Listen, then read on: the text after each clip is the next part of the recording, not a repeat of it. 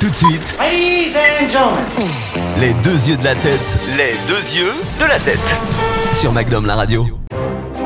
Halloween approche, l'occasion rêvée pour replonger dans nos vieux cartons de DVD, car oui, on ne va pas se cacher derrière nos petits doigts. À Halloween, on regarde des films qui nous font peur.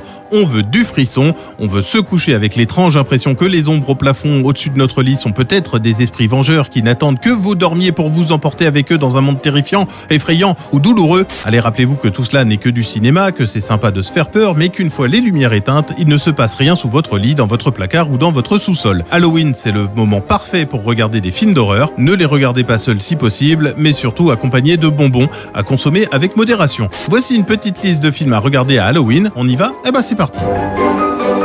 Et voici un classique parmi les classiques signé Tim Burton, Beetlejuice. Alors qu'Alec Baldwin et Gina Davis campent ce couple fraîchement marié qui se retrouve fantôme de leur propre maison après un accident de voiture, les voilà coincés dans l'entre-deux-mondes. Et pour franchir le cap de l'au-delà, un certain Beetlejuice, incarné par un Michael Keaton en costard à rayures, pourrait bien leur venir en aide. L'occasion aussi de croiser une toute jeune Winona Ryder quelques années avant Édouard aux mains d'argent. Et maintenant, on va parler d'Halloween, un classique qui tombe à pic. Elle est bonne celle-là. Cela devait être une nuit de babysitting des plus normales, un grand film d'horreur réalisé par l'un des maîtres incontestables du genre. John Carpenter et Jamie Lee Curtis faisaient l'histoire en 1978, alors qu'un certain Michael Myers terrifie le voisinage. Et si on parlait peut-être de la bande originale, tout simplement prodigieuse.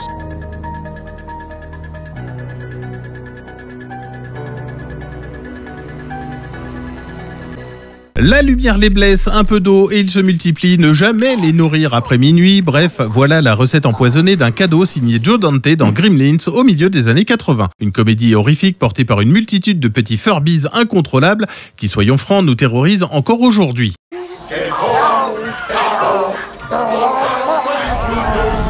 On va changer de style avec un film d'Halloween pour la famille. Oui, ça existe. On va parler de Coco, l'histoire de Miguel, 12 ans, qui rêve de devenir un musicien aussi accompli que son idole Ernesto de la Cruz. Mais une sombre histoire trouble la famille depuis des lustres à tel point qu'elle en aura banni la musique. Les rêves ont la vie dure, Miguel est confronté à son destin de cordonnier, mais par une étrange curiosité du hasard, le voilà projeté dans l'antre fabuleux du royaume des morts.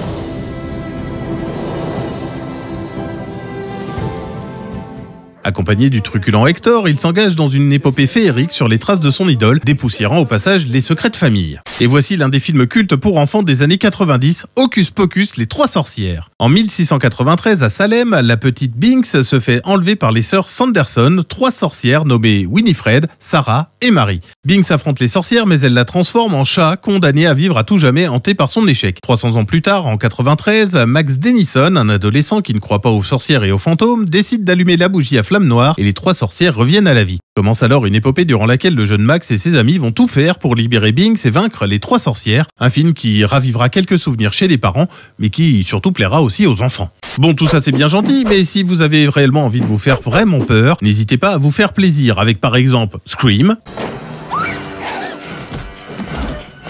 Ou alors des clowns avec ça.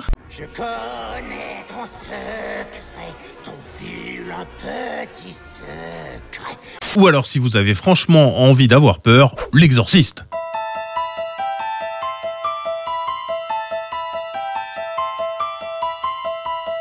Après, c'est vous qui voyez si vous avez réellement envie de passer une nuit complètement blanche.